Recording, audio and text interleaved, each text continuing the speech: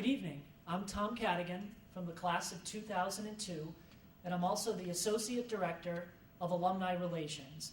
And I'd like to welcome you to Alumni Education's live web lecture titled Jesuits and the Development of Holy Cross. Tonight's lecture, for all Holy Cross alumni and friends, is presented by history professor Reverend Anthony Kuzniewski of the Society of Jesus. Father Kuzniewski holds a PhD from Harvard University and is a renowned Holy Cross historian. He is also the author of the book titled Thy Honored Name, a history of the College of the Holy Cross from 1843 to 1994. And we are grateful to Father for joining us tonight. And I encourage you to engage in tonight's lecture by posting any questions that you might have throughout the presentation. You can do so through the chat function on the right-hand side of your screen, or you can also submit questions by Facebook, Twitter, or by email. And at the end of his 20-minute presentation, Father Kuzniewski will field a sampling of your questions relating to tonight's topic as time allows. So again, thank you so much for logging on and joining us tonight. And now it is my pleasure to introduce to you Reverend Anthony Kuzniewski. Thank you very much for that kind introduction, Tom, and greetings to all of you listeners tonight from snow-capped and frigid Mount St. James. These last 2 days, we've seen something on campus that I've never seen in my last 30-odd years on the campus, and that is we've had a crane moving around from building to building, removing snow from the flat-roof buildings. And so an appeal then to those of you who may live in warmer climates, kind of public service appeal, if you could send a warm front up our way one of these days, we would be supremely grateful. Of course, I also speak to you tonight not just as Holy Cross historian, but as a lifelong Green Bay Packer fan. Scarcely 48 hours have passed since the Super Bowl, and for those of us whose hearts are partly green and gold, our feet haven't touched the ground in the last few days. In fact, I offered at the last minute to change the topic of this lecture to the glories of the Green Bay Packers, but that got voted down, so we'll stick with the topic as announced, the Jesuits and Holy Cross.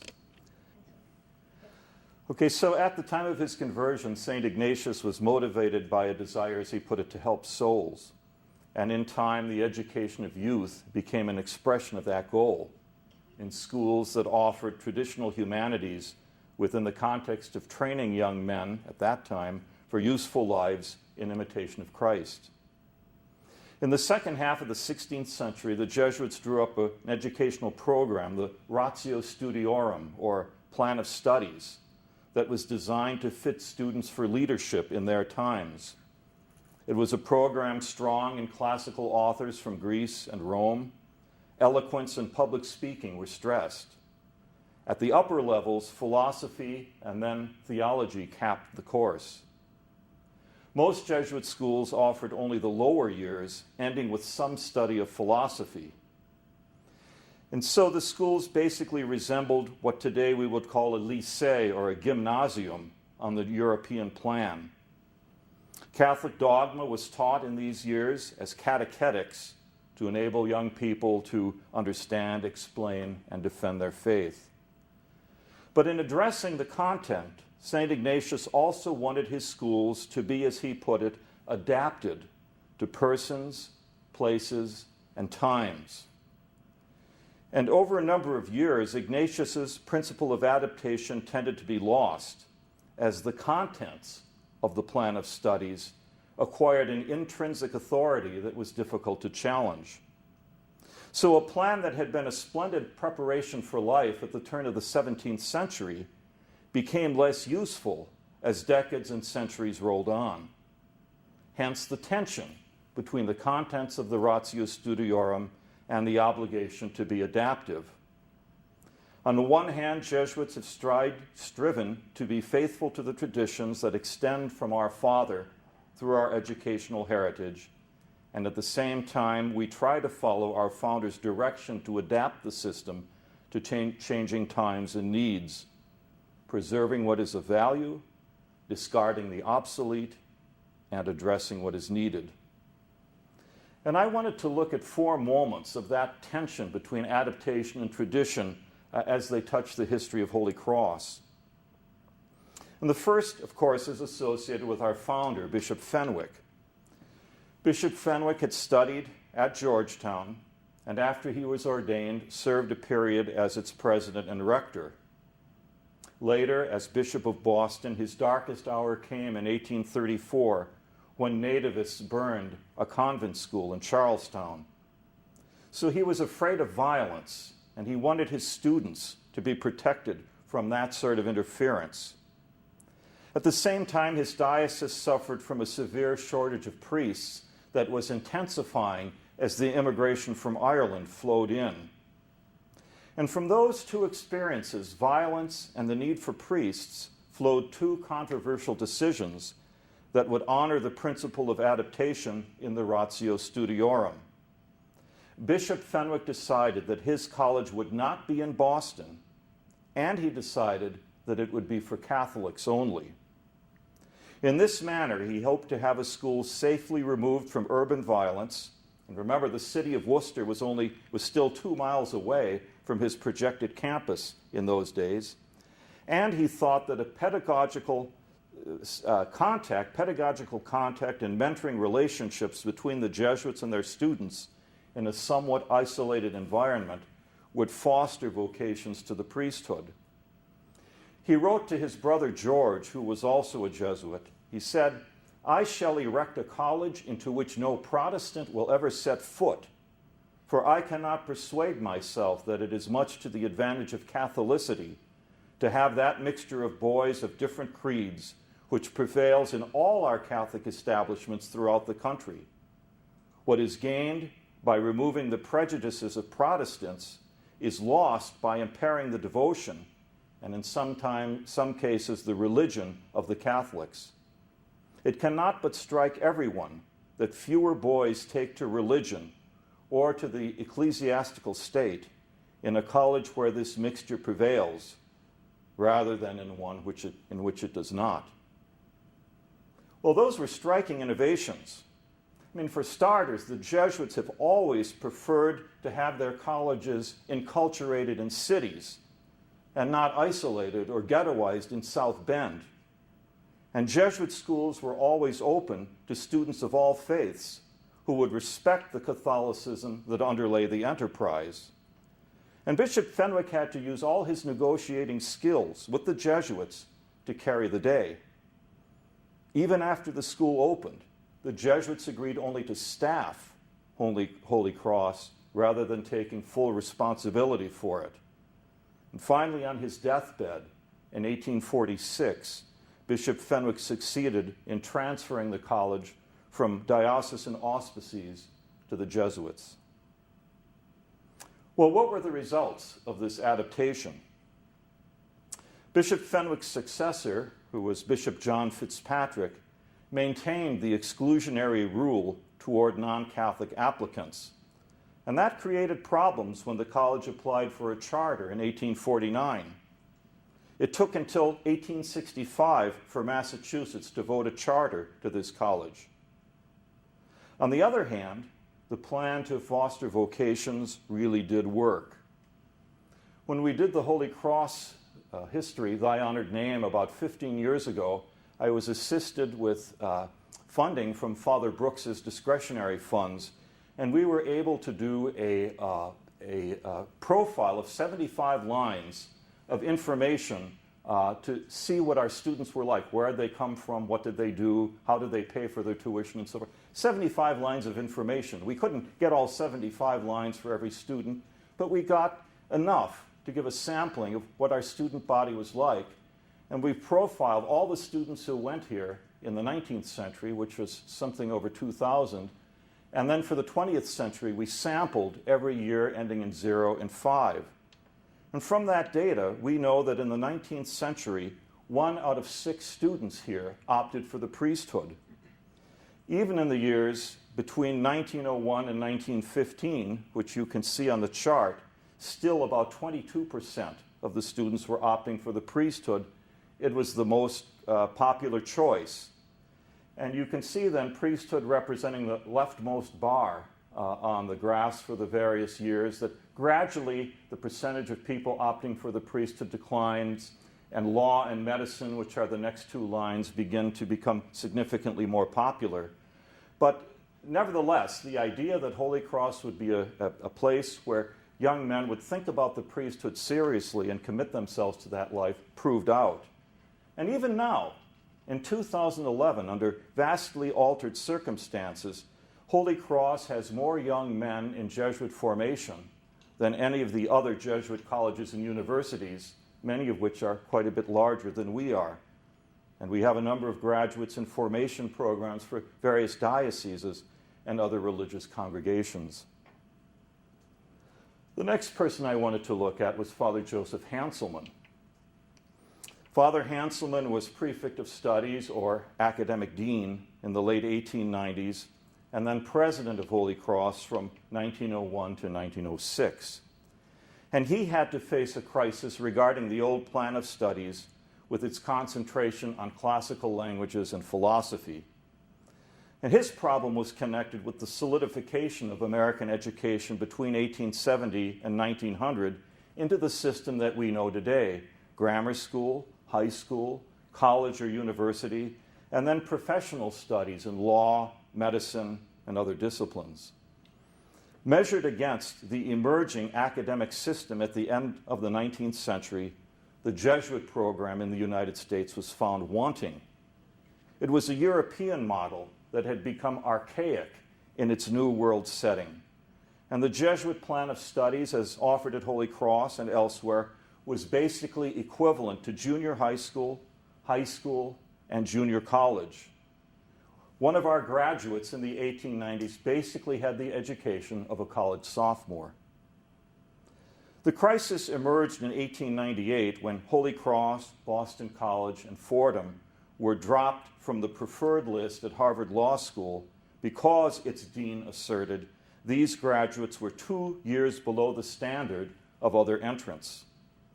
A year later, Harvard President Charles Eliot, who was an ardent defender of electivism in the curriculum, attacked the very premises of the Ratio Studiorum.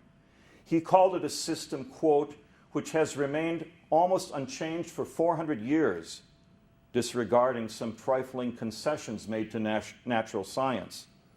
We must absolutely give up the notion, he said, that any set of human beings, however wise and learned, can ever again construct and enforce on school children one uniform course of study. Well, there was a response from Jesuit Timothy Brosnahan, a one-time president of Boston College and then professor of theology in the Jesuit seminary at Woodstock, Maryland. And his reply to Eliot, which I recommend to any of you interested in Jesuit education, was and still is a terrifically resounding defense of the Jesuits' fidelity to humanism and the liberal arts. Given the total electivism then at Harvard, he asserted a student would graduate from that school with no study of the natural sciences. Quote, "It would seem that in such cases, Harvard has made no concession at all, either trifling or important, to the natural sciences." So the liberal arts and the prescribed curriculum were safe at Jesuit schools, but the challenge had to be faced that our alumni were not sufficiently prepared for professional futures.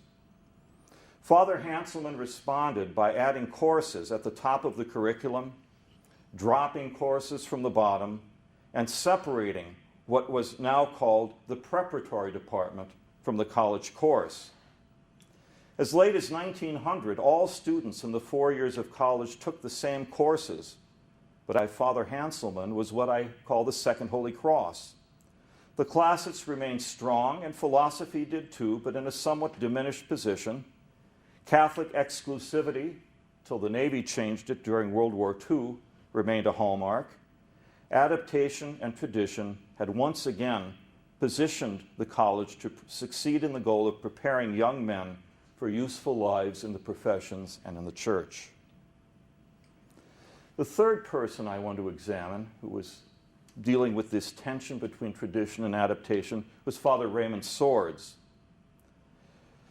By 1960, when he took office as president of the college, the Second Holy Cross was losing steam. We were losing applicants because they frankly told us they preferred a college that was co-ed. There was a push to the faculty to have a faculty comprised of people with PhDs. There was greater pressure to adapt the curriculum away from the heavy orientation toward philosophy and the classics. And in facing these challenges, Father Swords was caught between the baby boom generation that affected American culture through force of numbers and graduates who had been trained to believe that the contents of the Ratio Studiorum were the definitive expression of its spirit.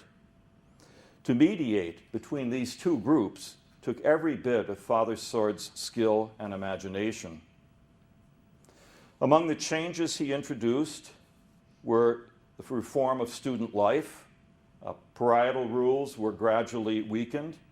Mass attendance on initiative from Rome was taken away, the compulsory mass attendance. He worked with Father Brooks to bring diversity to campus, recruiting students of color for the first time really since the years before the Civil War. There was curriculum reform. There was a nasty battle to transform the religious instruction at Holy Cross from simply transmitting Catholic doctrine to a full academic department of religious studies. Father Swords mandated the retirement of some Jesuits who lacked specialized training or pedagogical skills. And he supervised the movement toward coeducation. And separate incorporation was another one of his achievements. To have laymen and laywomen serve on the Board of Trustees and bring their insights and skill into the governance of the school. And what was separately incorporated in 1968 was not the college. Until 1968, the Jesuit community and the college operated under the same charter, and their governance was essentially one. But starting in March of 1968 or 69, when separate incorporation came, the Jesuit community was separately incorporated. So its rector was the president of a non-for-profit corporation, the Jesuits of Holy Cross, Inc., who had an operating agreement and an agreement of cooperation with the trustees of the college. And that's the way that the college has continued to thrive since that breakthrough. But in sponsoring all these changes, Father Swords paid a price, especially in dealing with graduates who had lost sight of the fact that Jesuit pedagogy rests on both legs of tradition and adaptation and not simply on the leg of tradition. At one point toward the end of his presidency, he told the students, quote, "I returned from this last trip bloody and beaten after a couple of those evenings. The principal point of my talk to parents and alumni has been that you are different from the students of 10 years ago, and you should be treated differently." And in a personal letter to Bishop Flanagan, he described, as he said, quote, "how difficult it is to decide what is the correct position and to take it when you know the guns are pointing right at you. I find all this a martyrdom of a far more difficult type than I had bargained for." Well, for Father Swords, the learning curve was steep. And when he left office in 1970, after 10 years, he was not the same man who had assumed the presidency 10 years earlier. Neither was the school the same. He really was the godfather of the Third Holy Cross. And the students recognized it. For over 100 years, the commencement speaker had been the governor of Massachusetts, an effort first undertaken by Governor Andrew during the Civil War to make up for the fact that the college had been refused a charter by the Commonwealth of Massachusetts. And that tradition endured until 1970. And then that year, the graduating class asked Father Swords to be their commencement speaker. It was a break with tradition. He rose to the challenge and was greeted with a prolonged ovation when he finished. The last person I want to look at is Father McFarland. People often ask me, do you think we're in the third or the fourth Holy Cross right now? Has a new Holy Cross begun? And I really don't know. I can't be the historian of my own time and expect to be objective. In fact, those of you who've read Thy Honored Name will notice that the last chapter, the one dealing with the Brooks years, starts with the sentence, "Here this history of Holy Cross ends." I could not be a history of somebody in whose administration I was very active. And so it seems to me, though, that the Fourth Holy Cross is certainly underway. Whether we're finally there or not, I don't know. But the Fourth Holy Cross is going to be an attempt to preserve the best of the Jesuit liberal arts tradition of educating persons for others, but to adapt the program once again to a time in which there will be very few Jesuits engaged in the college. This semester, for instance, we have 6 Jesuits in the classroom. One of them is a visiting Jesuit from the Gregorian University in Rome. 3 other Jesuit professors are on leave or sabbatical. In addition, we have 3 Jesuits in development, 1 in admissions, 2 in the chaplain's office, and 2 in administration, including Father McFarland. And Father McFarland and his predecessor, Father Brooks, have had to look at the process for meeting this challenge of diminished Jesuits head on. And many breakthroughs have happened. Just last spring, we suffered the tragic death of our first lay chaplain, Ms. Kim McElhaney, who was longtime chaplain. She'd been appointed head of the chaplain's office by Father Brooks. There are immersion trips to Africa and Latin America. There are service projects in which a large number of our students are involved to demonstrate that ideal of being a man or a woman for others. We have the Ignatian pilgrimage, in which faculty, administration, staff study the works of St. Ignatius and then undertake a pilgrimage in June to Loyola in Spain and to the Ignatian places in Rome to get a living sense of what the Jesuit tradition is. We have an active retreat program for students, for staff, for faculty. And there is here a real intentionality about mission, even as the Jesuit numbers decline. There will even be an incorporation of mission priorities into the upcoming capital campaign. Just last year, in 2010, Holy Cross was reaccredited on its 10-year cycle. And the committee who visited the college praised the widespread support for institutional mission that they found across the board. It isn't just the administration, but the faculty buy into it, the staff, and so do the students. And they said in their evaluation, quote, "There can be few institutions of higher learning where more people, programs, and resources are dedicated to sustaining and improving a clearly articulated and widely lived mission." So, friends, there have been 4 iterations of Holy Cross. Bishop Fenwick and Fathers Hanselman, Swords, and McFarland were all Jesuits of administration, of imagination, of confidence, and of deep faith, who steered the Jesuit educational enterprise through changing times. They found a means to honor both tradition and innovation. And in that sense, they acted very much within the spirit of the Ratio Studiorum. And now the challenge goes on. Thank you.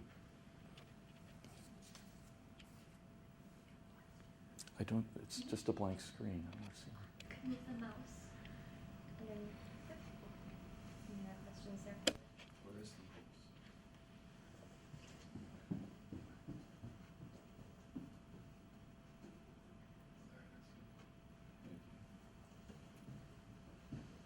In your opinion, Father Kuzniewski, who was the most influential president in Holy Cross's history and why?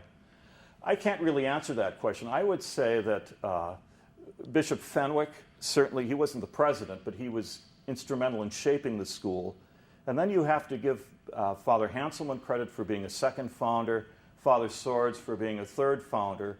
And if we're on the way to a 4th Holy Cross, it really is that Father Brooks started the transformation and Father McFarland has continued it. Of course, my favorite era in the history of the college is the era of the 1920s when we had Father Carlin and Father Dinan.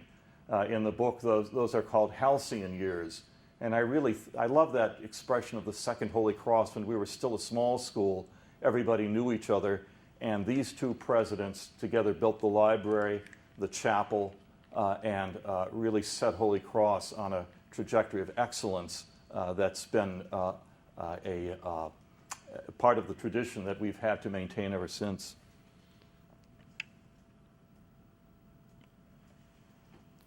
If you could bring back one tradition of the first or second Holy Cross, what would it be? Well, people who read my postings on the Cross Sports Forum know very well what it would be. I suffer very much from the absence of the campus bell. And I would love to have the campus bell back in the Fenwick Tower, perhaps ringing the hours, certainly ringing the great events, the commencements, and maybe the Patriot League championships of our teams, but bring back the bell.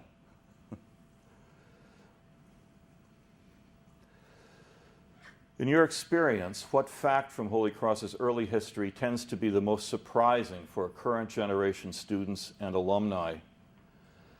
I think what's most surprising is that they were so much more like us than we think, even though it was a different era and students had a lot less privacy. In the years before O'Kane Hall was built, the students slept barrack style in large dormitories and studied in study halls. They did their homework in common. And nevertheless, when you read about their entertainments, about their sense of humor, I think the surprise is that they very much were like us. And I think if they came to life today, they would be comfortable with the way we've seized our day, the way they seized theirs. I've always thought that one of the funniest parts of James Healy's diary, and James, as you know, was our first alumnus, and he kept a diary during his senior year, 1848-49, and he actually wrote a joke in his diary about this Irishman who goes to confession. And he starts his confession by saying, "Now, Father, I don't mean to brag, but ... So the humor, the fun, the pride in the school, I think it's all there. What role does he see Jesuits playing in the future, say the next 20 or so years? Well, I see the Jesuits very much as being animators. In the very early years of Jesuit schools, going back to the time of Ignatius, 2 or 3 Jesuits could animate a whole educational institution. And I think Father McFarland, particularly in the last 11 years, has positioned the school well to make use of its fewer Jesuits in new and creative ways, including things like the Ignatian pilgrimage and other ways of simply familiarizing the people who are now responsible for the Jesuit tradition with what that tradition is. And you certainly don't have to be Catholic to buy into it or to be enthusiastic about it. I think about Steve Ainley, who was a terrific success as dean here, who was a Mennonite, or of Chick Weiss, who's the chairman of the board of our Nativity School here in Worcester, co-sponsored by Holy Cross, and Chick is Jewish. And yet both of these people were as articulate spokespersons for the Jesuit agenda as I've ever heard. Has Holy Cross ever considered adding graduate classes? Was this ever an issue that came up during the founding of the college? Yes, originally Holy Cross was to be a kind of seminary, and in the first year or two there were a few candidates for ordination that were here, and the Jesuits were giving them almost like tutorial instructions on the side to get them knowledgeable in the theology they needed for the priesthood. And then when I first came to Holy Cross in the 1970s, there was a master's degree program in the sciences. At some point, I think early in the Father Brooks's presidency, the decision was made to drop the MS or the MA program in sciences and to concentrate exclusively on undergraduate education, which, being a liberal arts college, is the thing we do best. If we ran a graduate program, we'd have to start adding resources and faculty that would take away from the concentration that we have on our undergraduate students. Well, many thanks to Father Kuzniewski for sharing his time and knowledge with us tonight. And I encourage all of you to continue tonight's discussion by visiting the Holy Cross Alumni Facebook page. Just search Holy Cross Alumni, and tonight's topic will be one of our featured topic discussions. So again, thank you to Father. Thank you to you for logging on. And I encourage you to stay tuned for more of these online lectures in the coming months. But in the meantime, have a great night. Thank you.